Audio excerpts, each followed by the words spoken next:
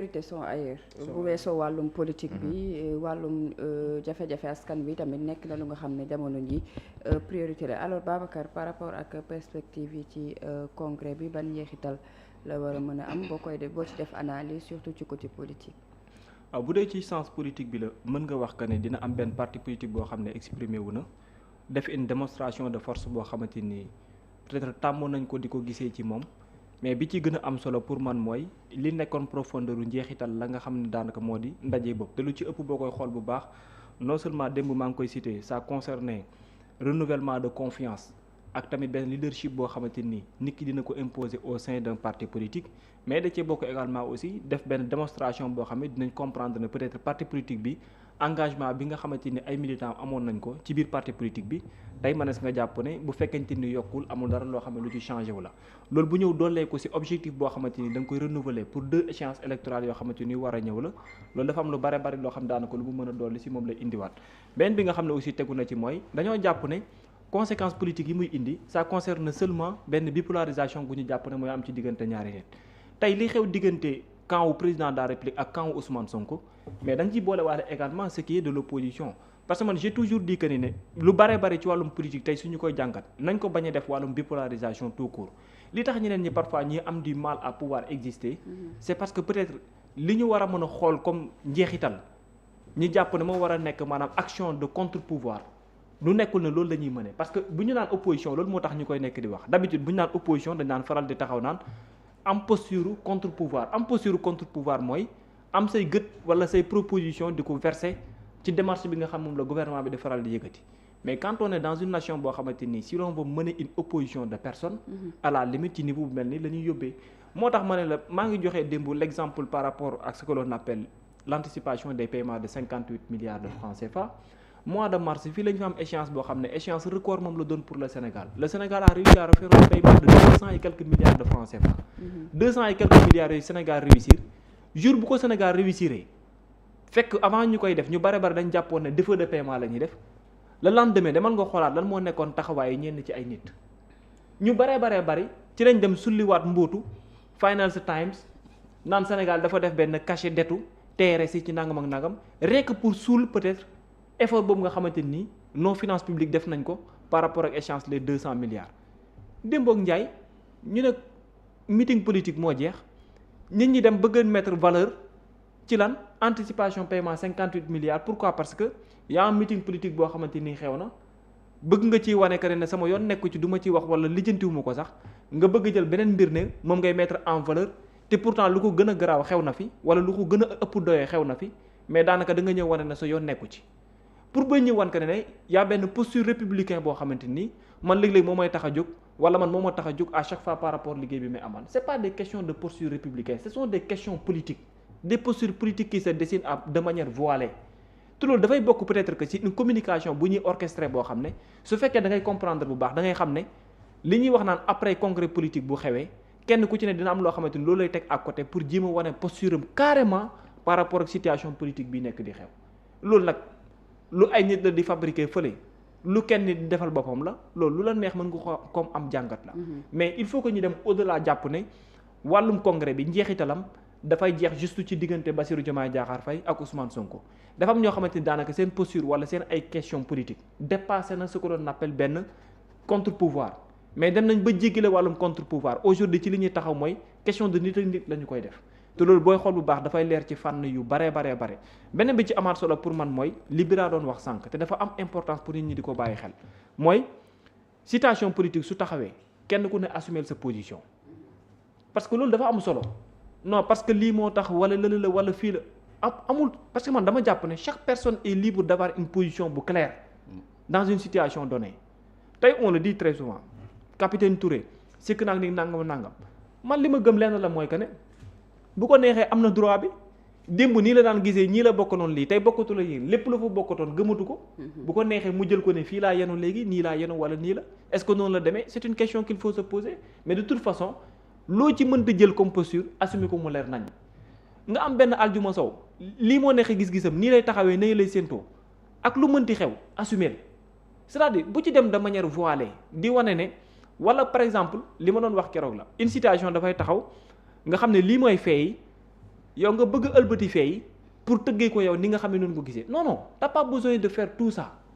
bul diaboliser bul leneen ne lii mooy sama position sa position boobu xoolal tëgg ko ci ni nga ko bëggee nga demee ci après jeex na tàkk moo tax à chaque fois bu yenn événement yi amee le lendemain da ngay nemmeeku lan moo nekk posture nit ki par rapport ak lii ku nekk nag mën nga am jàngat bi nga xam ne da nga ciy jël mais dafa am loo xam ne c'est une réalité man dafa am loo xamante ni ci wàllum politique à chaque fois même balaa muy wàcc loo ndaw bu dee barki dem nga commencé seetlu politique Sénégal sax da ngay xam nan la ciy toppee wala ñeneen ñi da ngay xam sax lan ak lan moom mooy nekk ci seen ay position mais parfois am na ñoo xamante ni dañ jàpp ne posture politique moom duñ ko exprimer jamais de manière claire parce que toujours ñu ngi ci calcul yoo xamante ni jàpp nañ ne seen intérêt bopp moom la ñuy faral di gën a jiital de sorte que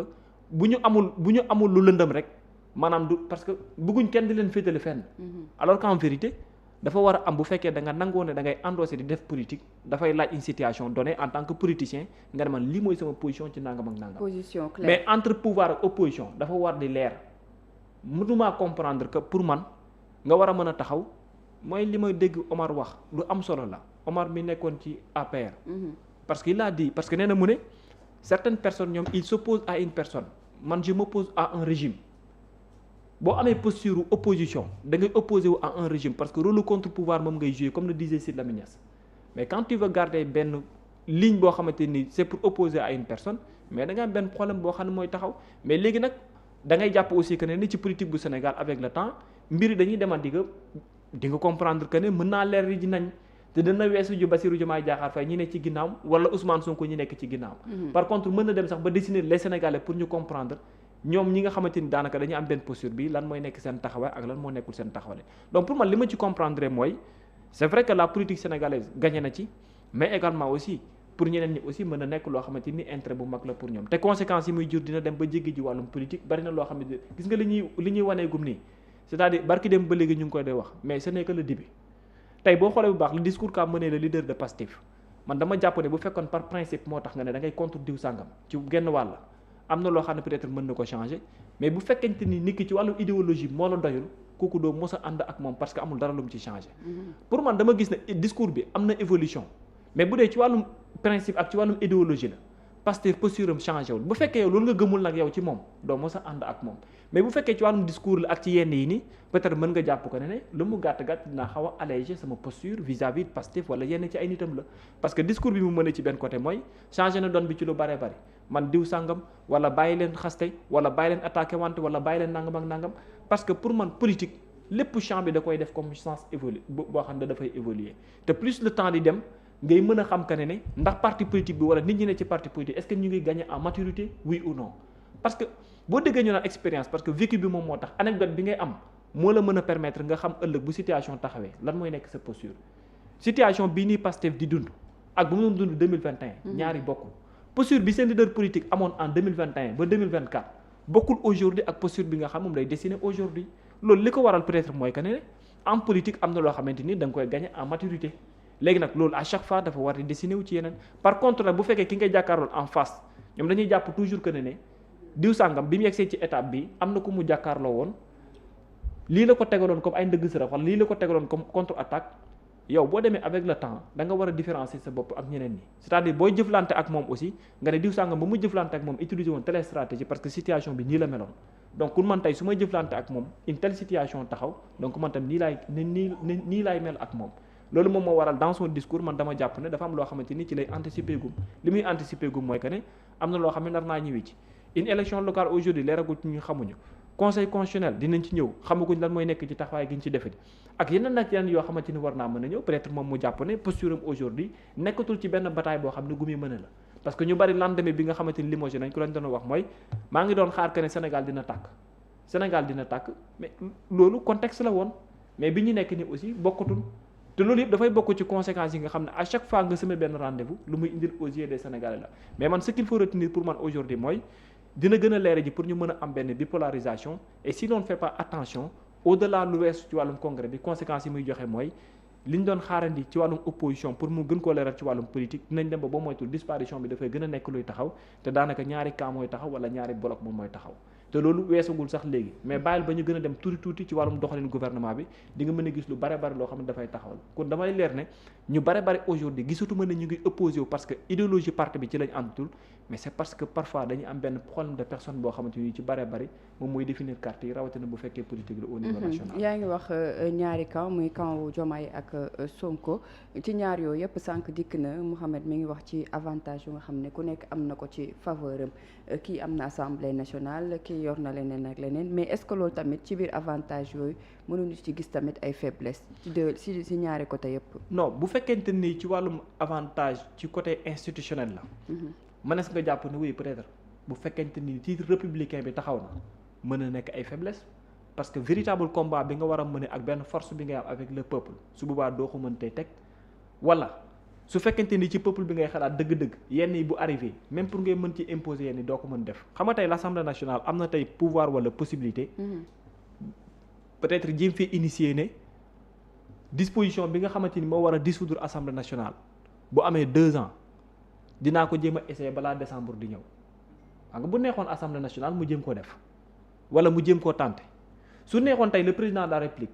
mu jéem a xalaat moom par rapport ak prérogative yi mu am ne dafay wut disposition boo xam ne mën na ko permettre muy gouverner par ordonnance sans pour autant que Assemblée nationale mel ni loo xamante ni dina bokk ci ay activités wala dara maanaam fëlax ko ne la tegee ne la te du organiser élection du def dara moo laa lay wax na la parfois bu ñu tollee ci yenn combat yi. ku ne mais loolu mënut a nekk Babacar. non maanaam tey ci mais xam nga dafa am si boobaa du doon bu naroon am assemblée moo koy autorisé. exact xam nga assemblée moo koy autorisé. mais damay ne bu xeex amee. ku ne mën naa jaar sur des moyens non conventionnels. pour di mën a yenn yoo xamante ni da leen leen ni dëppul ak yoon. mais bu assemblée tegee tey li ma lay wax nii xam nga mën na ko teg ci ay dispositions conséquences yi muy amee ji conséquences yu grave lay doon parce que su boobaa débat politique bi la yóbbuwaat feneen président de la république su jéemoon loolu conséquences yu grave parce que leneen moom lay jugaat feneen. mais aujourd'hui ci ñaari sens yëpp lan nga nemmee ko gum jusque là parce que man gisuma le président de la république ñu déposer recours auprès du conseil constitutionnel gisuma assemblée nationale def menace ci wàllu motion de censure pour menacer le gouvernement ku ndaleen leer ne jusque là ba fi ñu tollagum nii malgré contentieux bi am seen diggante dans le sens politique ku ne am nga benn esprit de dépassement boo xam ne tegum ko te yaa ngi incarné gum ce que l'on appelle le sens du patriotisme jusqu'à ce que may gis le contraire comme acte bu ñu teg ne c'est pour empêcher à telle personne pour nga profiter ci li nga xam moo nekk say prérogatives yi ñu am mooy comme par exemple li nar a xew ji conseil constitutionnel xamaguñ lan mooy nekk ci réponse bi mais ñu baree bari y compris man li ma gëm mooy que ne conseil constitutionnel ak lu mu mënti joxe c'est toujours déclaré incompétent kon bu ñëwee tey waxee ne nen su boobaa est-ce que doo mën a ko imposer nga wala poser wu question ne am na leneen loo xam ne lu waxul la donc pour man dama jàpp ne kii li mu jiite ak kële li mu jiite yépp kenn ku ci ne ca la mu yor da ko war a mën a jëfandikoo pour l'intérêt du peuple sénégalais su fekkente ni le contraire moo jam après foofu titre républicain bi moom ngay nekk di poser wu question te comme jàpp naa ne ñoom ñaar ñëpp ci ni ñuy doxalee aujourd'hui wane na ne y a pas de problème parce que kii mu ngi koy wax te kële également aussi newoon na crise institutionnelle mënu fi am ko nit ñi mën nañ jàpp ko ne lu ci baree bari mënees na koo téye ne du question de leneen lay doon ci wàllum politique mais ils vont l'avoir pour l'intérêt des Sénégalais parce que duñ ci jëf loo xam ne les Sénégalais vont en perdre parce que aujourd'hui xeex bi ñu fi mën a sumb tamit ce sont les Sénégalais qui vont perdre dans ce sens-là. Mais ça ne sera pas les deux personnes yi nga xam ñooy incarner ces institutions. Alors Bira, tu penses que les armes non conventionnelles yi Babacar di wax dinañ dem ba àgg ci foofu? non man gëw ma ni dinañ fa àgg parce que comme je le dis souvent ñi nga xamante ni ñoom ñooy régime bi fi toog bon je parle du PASTEF man dama jàpp ni ils sont tellement si seen cursus li ma gis mooy ils sont tellement légalistes que chaque jour dañuy bëgg di sukkandiku ci li nga xamante ni moom mooy constitution bi wala loi règlement yi nga xamante ni ñoom la ñu mettre en vigueur ba tax na ci côté boobu moom gëw ma ni dinañ ci salfaañe droit wala yu ni mel léegi nag ku nekk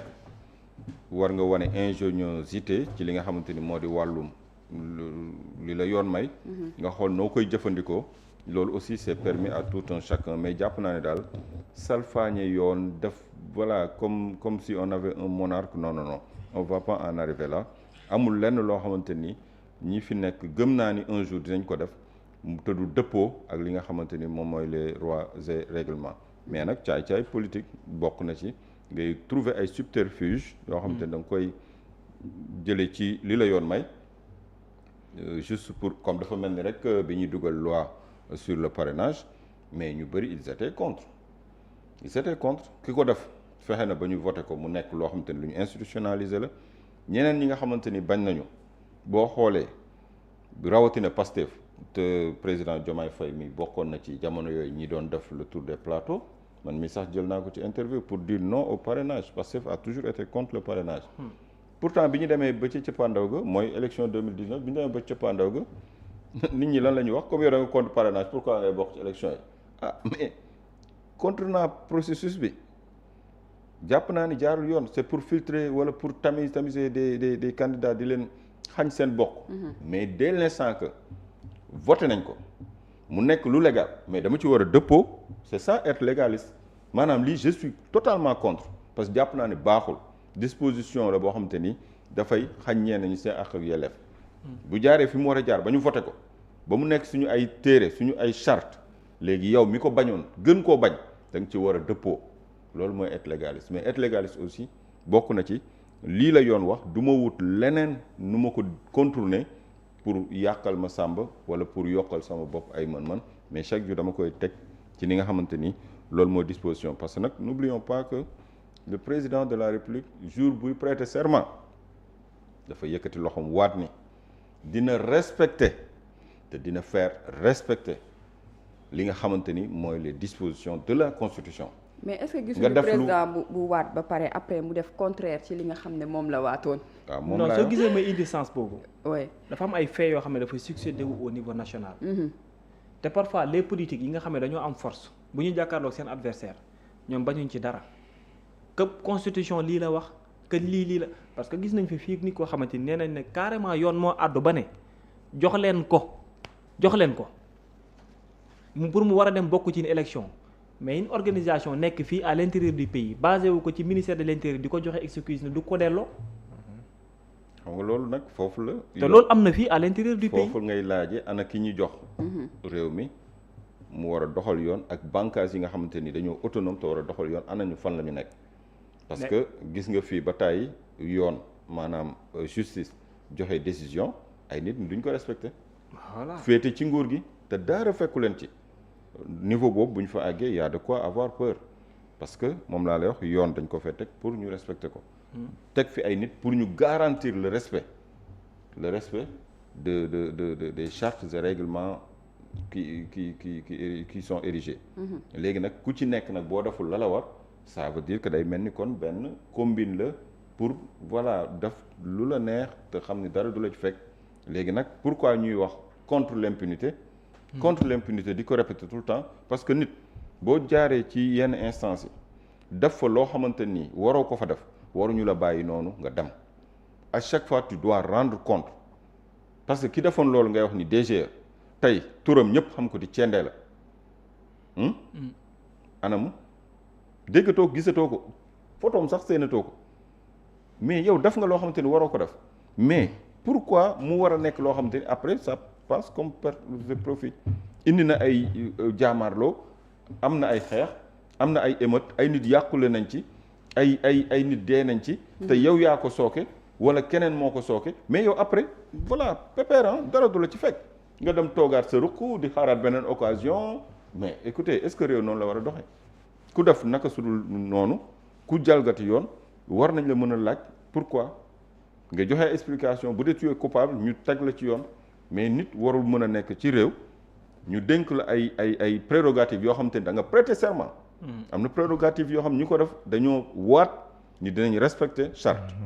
nga def naka sudul noonu mais après furaas dara fekku la ci. loolu ça encourage ñi nga xamante ni ñooy ñëw ëllëg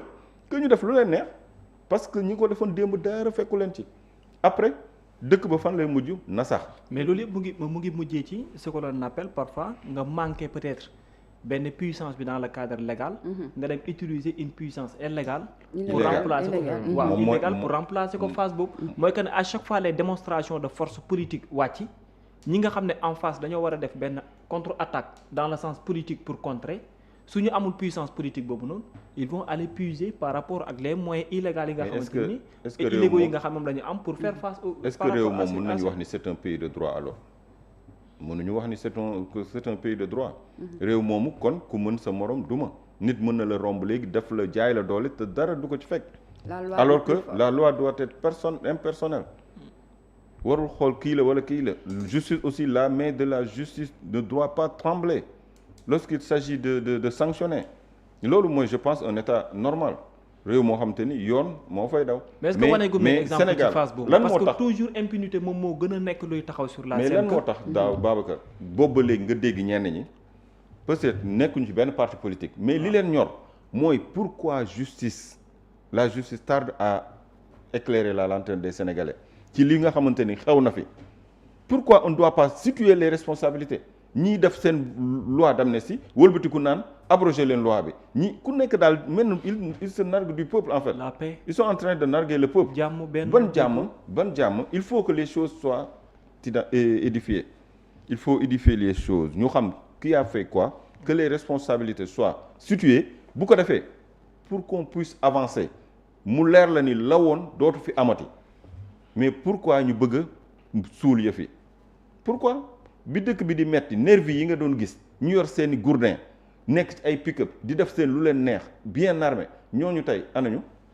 ñun ñooy wax ay marché 45 milliards d'armes ana armes yi ba nit ñi di film yi lépp a ngi fii loolu yow est-ce que yow war nga mën a nekk en sécurité ci réew mu ni mel non parce que chaque fois spectre bi mooy dégg sa xel yaa ngi naan d'un moment ou l'autre li ma gisoon mën na fi amaat parce que ña ko fi defoon wala la fi amoon ba léegi leeraluñ ko donc comment échapper à ça moo tax nag Sénégal fi ñu toll ni ku nekk boo waxee rek dañ naan jàmm na am ndax diggante bi parce que pourquoi ñu naan jàmm ndax dañoo ragal li fi amoon tout récemment amaat fi parce que ba mu fi amee ba léegi kenn leeralul ña ko def kenn xamu leen ña ko doon commandité kenn situé wu leen léegi après voilà comme benn du mujjee fenn comme vapeur d'eau daal maanaam jékki-jékki rek tasaaroo comme ça et puis on n'en parle plus et puis voilà loolu nag moom mooy Sénégal lu fi xew te du mujj fenn moo bëri de ba ñu dem ba yenn yi moom defatuñ ko dara waaw surtout ci wàllum ay détournement yi ñuy wax ak fonds yi tey fii suba lële te après par la suite du am benn est-ce que xam nga ni loolu les Sénégalais ont soif de justice pas soif de vengeance mais soif de justice sachant cela le président de la République pour accéder là où il est en ce moment il avait promis la justice et la reddition des comptes c'était les deux socles yooyu ci la taxawoon yor baleem ni day bale lépp luy salte dinañ ko dindi ci réew mi yëf yi dafay leer bëgg ngeen rey ñi rey seeni doom bëgg ngeen xam ñu ni waaw bëgg ngeen xam ñen ñoo sàcc seen xaalis ñu ni waaw nangam su ma ñëwee fal leen ma loolu la doon wax ma haza nangam yooyu yëpp anamu tey léegi nag boo paree nga taxaw yow nga ni fa nga nekkoon ca nga nekk ba léegi la nga diggee woon ca nga nekk mais nit ñi nañ ni mais est-ce que yaa ngi ci parce que boobu ba léegi tamit gisuñu dara luy wane ni fa nga jëm alors ñu daal di dem ci beneen point bi jërëjëf Bira ñëw ci opposition bi nga xam ne enfin daal dinay saisir li nga xam ne moo di